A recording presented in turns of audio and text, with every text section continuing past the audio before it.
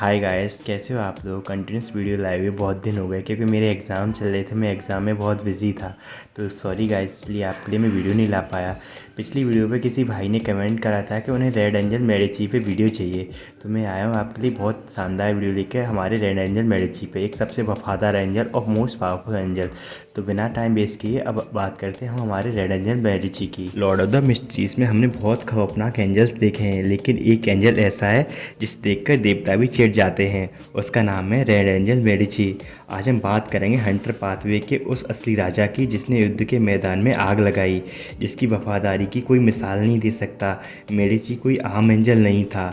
Third उपयोग में वो एंशिएंट सन गॉड का सबसे वफादार और सबसे ताकतवर सेनापति था। हंटर पाथवे का किंग ऑफ एंजल्स था। उसका नाम अपने भगवान के दुश्मनों को जलाकर राख कर देता था। मेडिची की पर्सनैलिटी बहुत ही अनोखी और बहुत खौफनाक थी। वो एक तरीके का घमंडी था, वो प्रोवोकर था, जैसा हमारा लुमिन ली है। यानी उसे लोगों को उकसाना और उनका मजाक बनाना बहुत पसंद था। देवताओं और एंजल्स के बीच में वो किसी की भी परवाह नहीं करता था। वो हमेशा दूसरों की कमजोरियों पर वार करता था ताकि उन्हें वो गुस्सा दिला सके और उन्हें प्रोवोक कर सके। लेकिन अपने भगवान एंशिएंट सन गॉड के लिए वो अपनी जान भी दे सकता था। बहुत वफादार जो था। जब रोज रिडेम्पशन ने एंशिएंट सन गॉड को धोखा दिया, रोज रिडेम्पशन को तो आप जानते होंगे, जो 7 एंशिएंट गॉड ने मिलकर हमारे एंशिएंट सन गॉड की हत्या करी थी, जिसमें एबरनाइट गॉडेस और गॉड ऑफ स्टॉर्म, बाकी सारे और गॉड्स भी थे। लेकिन रेड एंजल मेडिची अपने भगवान एंशिएंट सन गॉड के लिए बहुत वफादार था।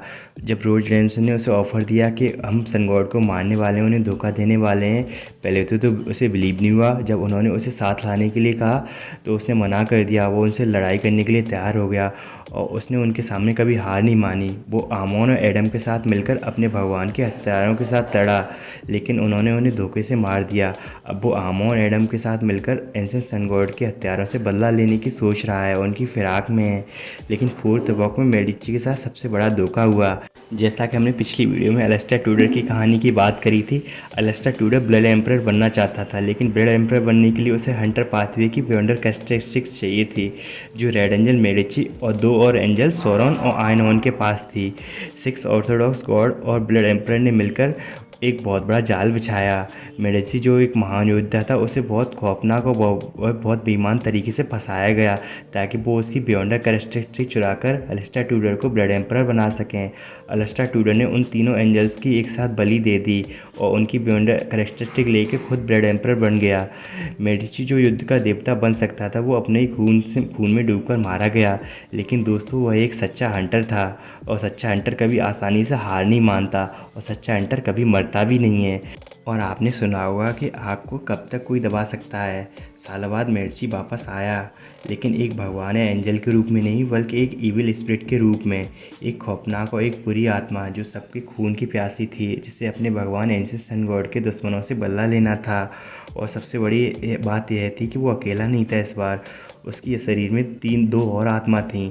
सोरोन और आयनोन की आत्मा थीं, जो उसकी रेड एंजल मेडिची की आत्मा के साथ फ्यूज़ हो चुकी थीं। 3 अलग अलग दुश्मनों की आत्माएं एक ही शरीर में कैद हो गई थीं। अगर आप इमेजिनेशन करेंगे तो ये कितना डरावना और कितना अजीब होगा। एक चेहरा है, लेकिन आवाज़ें 3 अलग अलग हैं। 3 अलग अलग लोग एक चेहरे से बात कर रहे हैं, 3 अलग अलग थॉट्स हैं। तो सोचो आपस में एक दूसरे को कितना स्ट्रगल करना पड़ता होगा। लेकिन इन सब में मेडिची का दिमाग सबसे ज़्यादा तेज़ था, वो सबसे ज़्यादा स्मार्ट था, तो इसलिए उन दोनों पर वो हावी रहता था। और जो भी बात करता था, जो भी उसका शरीर बात करता था, वो नियरली रेड एंजल मेडिची का ही डिसीजन होता था। जब क्लाइंट मोरेटी का सामना बैकलैंड के उस अंडरग्राउंड खंडर में इस इविल स्पिरिट से हुआ, तो मेडिची ने उसे अपनी बातों के जाल में फंसाने की बहुत कोशिश करी थी। मेडिची कोई पागल राक्षस नहीं था जैसे आप इविल स्पिरिट होती हैं बाकी सारी। वो बहुत स्मार्ट था, वो एक मास्टर टेक्नीशियन था। वो युद्ध के शतरंज का सबसे शातिर खिलाड़ी था। वो जानता था कि कब छुपना है, कब गालियाँ देनी है, कब प्रोवोक करना है, कब किस पर हमला करना है, कब किसकी वीकनेस को उजागर करना है। आज भी मेडिची जिंदा है। वो अपनी खोई ताकत वापस जाना चाहता है। Circle of inability Lord of the mysteries book 2 में रेड एंजल मेडिची की वापसी बहुत ही खौफनाक और बहुत ही खतरनाक है। वो असली रेड प्रिस्ट बनने का हकदार है और वो किसी भी कीमत पर उस शासन को वापस लेकर रहेगा, चाहे इसके लिए उसे पूरे वॉक से या पूरे रिपब्लिक से लड़ना क्यों ना पड़े, चाहे उन्हें जलाना क्यों ना पड़े। मेडिची की कहानी हमें बताती है, सिखाती है कि वफादारी की कीमत अक्सर मौत से चुकानी पड़ती है। लेकिन अगर आपके अंदर बदले की आग है तो मौत भी आपको कभी रोक नहीं सकती है। तो दोस्तों यह थी हमारे रेड एंजल मिर्ची की पूरी कहानी। एक ऐसा होता है जिसकी आग कभी बुझती नहीं है, जिसकी ज़ुबान कभी शांत नहीं होती, वो हमेशा लोगों को प्रोवोक करता रहता है।